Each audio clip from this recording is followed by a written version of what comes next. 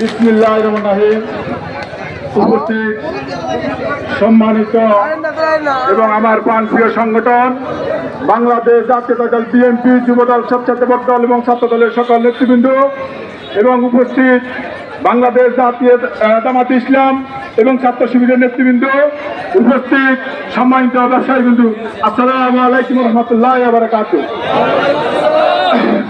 প্রিয় উপস্থিতি, আজকে 16 বছর এই ফ্যাসিস্ট সরকার ক্ষমতা দখল করে আমাদের রাষ্ট্রের উপর বাড়িঘর তৈরি করেছে। উপস্থিতি 2014 সালে বিনা ভোটে সংসদ করেছে।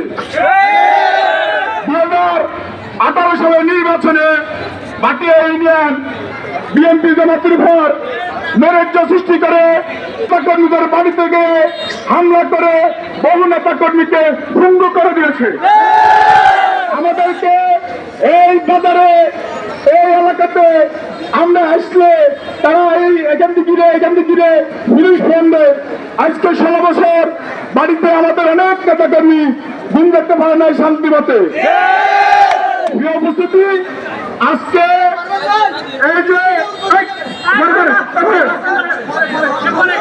আজকে আমরা তারা এখানে উপস্থিত হয়েছি বিগত 16 বছর আন্দোলনে আমার প্রথম স্মরণ করতেছি।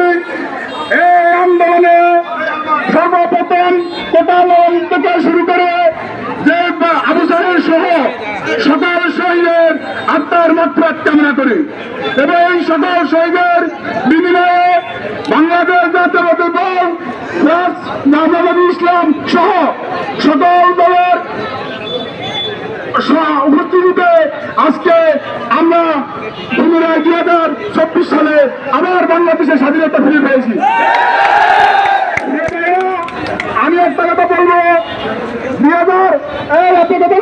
আমি একটা কথা বলবো, 2006 সালে আমরা ক্ষমতা হস্তান্তর করেছি।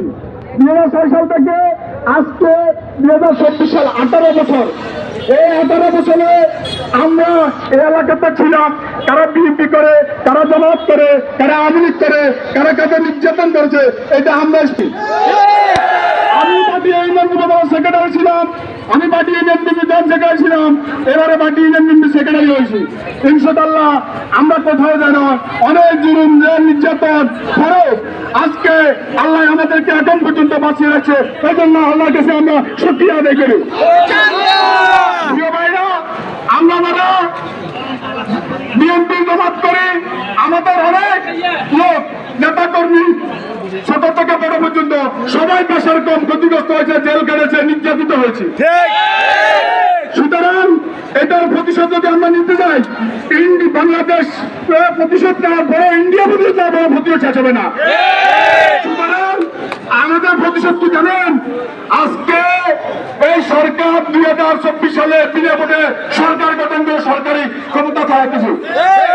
এই বেশি সরকার শেখ হাসিনা শুধু রাজাকারে বাচ্চা পড়ার কারণে আজকে দেশ স্বাধীন হয়েছে। এই যুদ্ধ অপরাধী বিচার করে আমাদের অনেক নেতা কর্মীকে ফাঁসি দিয়েছে। আসল রাজাকার এখনো বাংলাদেশে রয়ে গেছে। সুতরাং সংগ্রামী উপস্থিতি এবং পার্টি ইউনিয়ন নেতৃবৃন্দ, পার্টি ইউনিয়ন জামাতের, ছাত্র শিবিরের এবং আমাদের ছাত্র দল বিএনপি সকল নেতৃবৃন্দকে আমি একটা কথা বলবো, পার্টি ইউনিয়ন বিএনপি সাধারণ সম্পাদক হিসেবে আমরা যত ছিলাম, আমরা একসাথে আন্দোলন করেছি, আমরা একসাথে ছিলাম। যদি আমাদের কেউ কেন্দ্রীয়ভাবে আওয়ামী লীগ বিভিন্নভাবে ভিন্ন করতে হয়েছে, কিন্তু আমরা একসাথে ছিলাম। আমরা আগামী দিনে এই পার্টি ইউনিয়নে শান্তি শৃঙ্খলা ফিরিয়ে আনার জন্য, সুন্দরভাবে মানুষের ভোটাধিকার প্রয়োগ করার জন্য, মানুষের নিরাপত্তা প্রয়োগ করার জন্য, মানুষের এই গণজানমাল হেফাজত করার জন্য আমরা পার্টি বিএনপি দল ঐক্য হয়ে বসে মিটিং করে সিদ্ধান্ত করে আগামী দিনে সিদ্ধান্তগুলো আমরা নিব। আজকে আমি শুধু একটি কথা বলতে চাই, তাদের পরাজয়, তারা আজকে আমরা কি ক্ষমতা আসছি? তারা চলে গেছে, এটাই আমাদের ক্ষমতা।